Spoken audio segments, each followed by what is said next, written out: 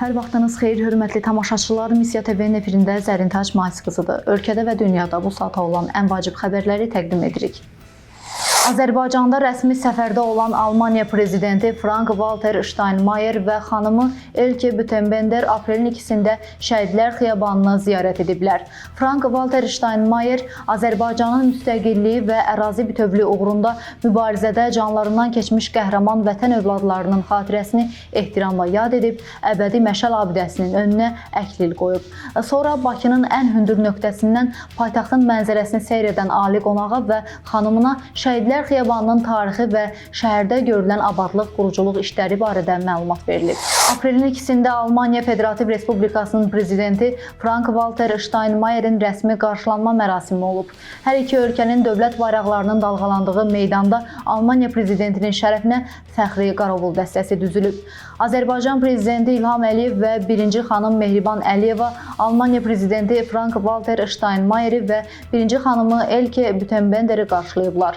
Azərbaycan prezidenti İlham Əliyevin Almaniya prezidenti Frank-Walter Steinmeierlə təkbətək görüşü başlayıb. Ağdam rayonunun Sarıcalı kəndinə növbəti köç karvanı yola salınıb. Sarıcalı kəndinə daha 28 ailə yola salınıb. Beləliklə, bugünkü köç də nəzərə alınmaqla Sarıcalı kəndinə köçürülən ailələrin ümumi sayı 37-yə çatıb. Mart ayı ərzində zəhərlənmədən 5 nəfər ölüb. Bu barədə Kliniki Tibbi Mərkəzdən məlumat verilib. Ay ərzində Kliniki Tibbi Mərkəzin toksikologiya şöbəsinə zəhərlənmə səbəbi ilə 104 nəfər qəbul edilib.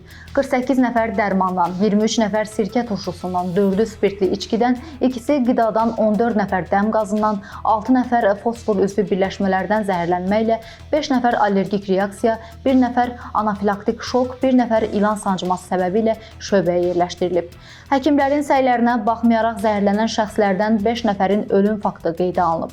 Ölüm səbəbləri sirkə turşusu, allergik reaksiya, dəm qazı və spirtli içki zəhərlənmələri kimi qeyd olunur. Neftçala rayon polis şöbəsinin əməkdaşları tərəfindən keçirilən əməliyyat nəticəsində narkokuryerlik edən Salyan rayon sakini əvvəllər məhkum olunmuş Elsevər Cəbrailov saxlanılıb. Daxili İşlər Nazirliyinin mətbuat xidmətinin Şirvan regional qrupundan verilən məlumata görə ondan 9 kiloqramdan artıq heroin və marixuana aşkar edilərək götürülüb.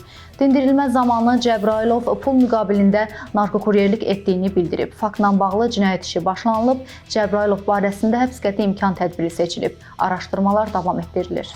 Üzgərmə əməliyyatı zamanı sosial mediada canlı yayım açan cərrahla bağlı araşdırma başlayıb. Bu barədə Oxu-Azın sorğusuna cavab olaraq Analitik Ekspertiza Mərkəzindən məlumat verilib. Bu məsələ ilə bağlı məlumatlıyıq. Səhiyyə Nazirliyi Analitik Ekspertiza Mərkəzində hadisənin araşdırılması məqsədi ilə artıq işçi qrupu yaradılıb.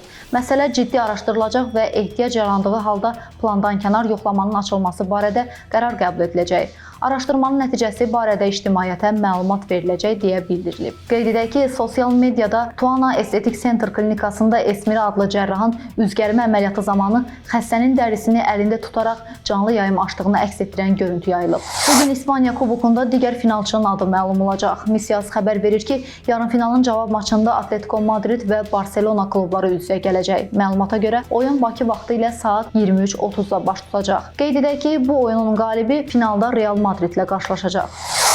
Belə hörmətli tamaşaçılar, ən vacib xəbərləri diqqətinizə çatdırdıq. Siz isə YouTube kanalımıza abunə olmağı unutmayın ki, videolarımızı operativ şəkildə izləyə biləsiniz. Sağ olun, salamat qalın.